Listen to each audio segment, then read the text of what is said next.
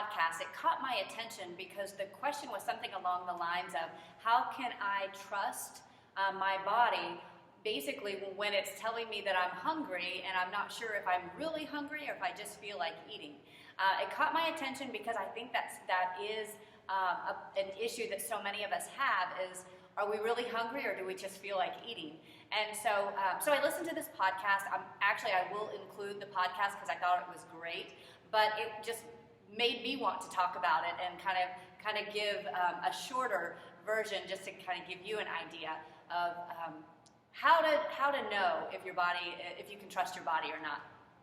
So the idea is that, so many people who have a history of chronic dieting, chronically restricting yourself, you have trained in doing that. You've trained yourself not to listen to your body.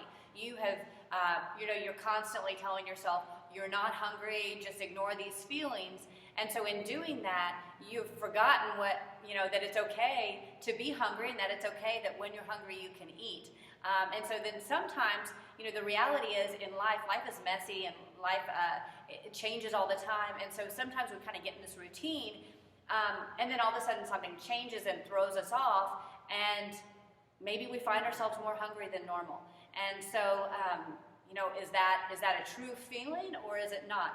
And the answer is trial and error.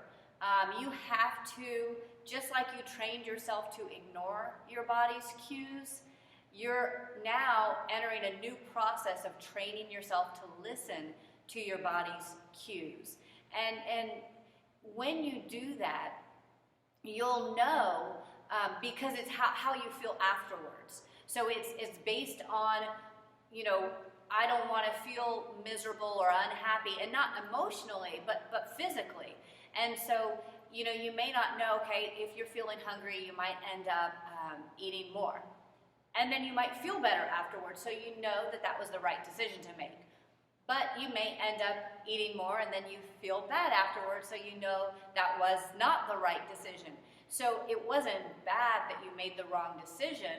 It's good because now you've got a reference point to look back to the next time you have a big increase in appetite. And you can tell yourself, oh, remember I ate more and it didn't work. So this time I'm not going to eat more and I'm going to wait it out and see what happens. And then maybe you wait it out and maybe 15 minutes later you feel good and you don't need to eat. And so that was that. But then, like I said, maybe you do eat more, but maybe you eat too much or maybe you eat the wrong thing. So then it's like, well, maybe you shouldn't have the bagel. Maybe you should just have instead some nuts and a little bit of fruit. And that's the right choice. And you know that that's the right choice after you've done eating and you feel good.